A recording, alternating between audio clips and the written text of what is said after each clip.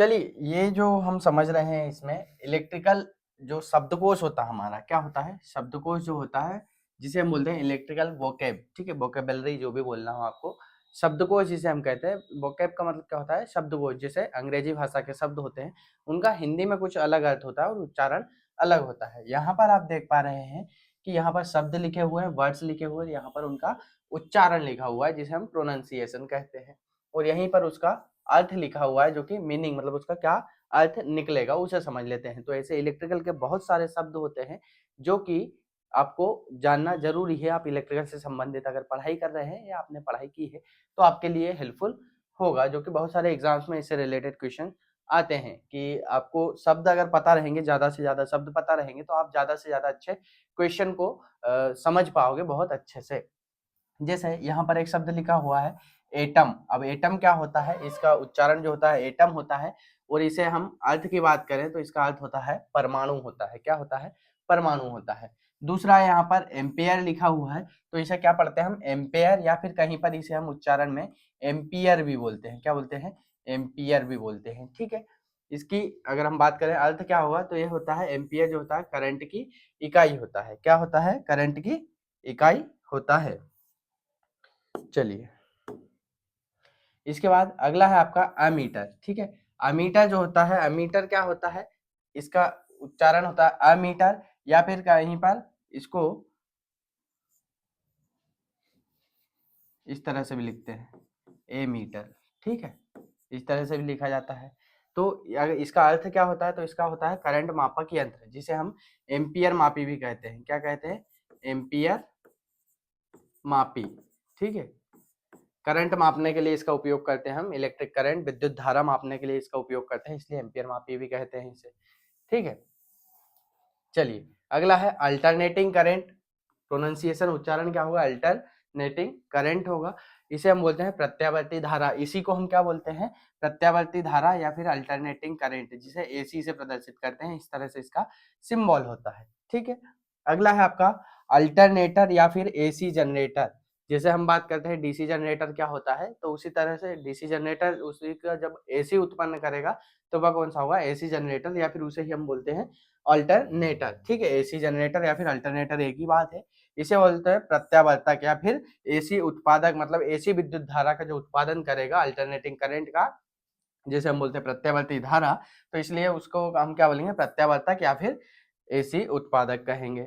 अगला है आपके पास आर्क लिखा हुआ है, ठीक है। ARC मतलब जिसे हम बोलते हैं चिंगारी, ठीक है। आर्क का मतलब क्या होता है? चिंगारी। चलिए, अब यहाँ पर एक शब्द लिखा हुआ अट्रैक्शन। क्या लिखा हुआ है? अट्रैक्शन लिखा हुआ है, जिसे हम बोलते हैं आकर्षण। अब आकर्षण यहाँ पर किस बात का? हम जो पढ़ते हैं आकर्षण और प्रत्याकर्षण, मतलब चुंबक के टर्म में हम पढ़ते हैं, तो उसमें इसका प्रयोग करते हैं। चलिए, अगला शब्द है आपके पास एटॉमिक, ठीक है। एटॉमिक, ऑटोमिक, जो भी पढ़ना हो, प्रोनाउंसिएशन सही से होना चाहिए, अर्थ उनके पता होना चाहिए आपको। तो एटॉमिक बोलते हैं या फिर ऑटोमेटिक बोलते हैं, ठीक है। ऑटोमेटिक जो होता है इसमें क्या बोलते हैं? इसे हम बोलते हैं स्वचालित, मतलब सेल्फ स्टार्टिंग भी हम कह सकते हैं, मतलब खुद से चलने वाला, ऑटोमेटिक जिसे कहते हैं।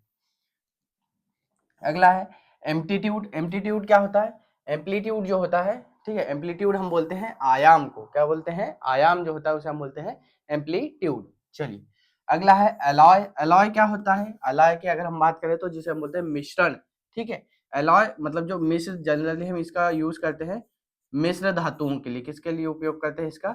मिश्र धातुओं के लिए इसका उपयोग करते हैं, अलॉय बोलते हैं जब। पर अलॉय का मतलब क्या होता है? मिश्रण होता है, ठीक है।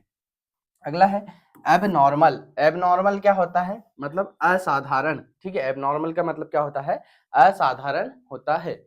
चलिए, अगला है एटॉमिक वेट। जैसे हमने सबसे पहला टर्म पढ़ा था, एटम पढ़ा था, तो उसी के संदर्भ में है एटॉमिक वेट, मतलब परमाणु भार, ठीक है। वेट का मतलब होता है भार, और एटम की बात करें तो एटॉमिक भार मतलब एटम का जो भार होगा उसे हम बोलेंगे परमाणु भार कहेंगे, ठीक है।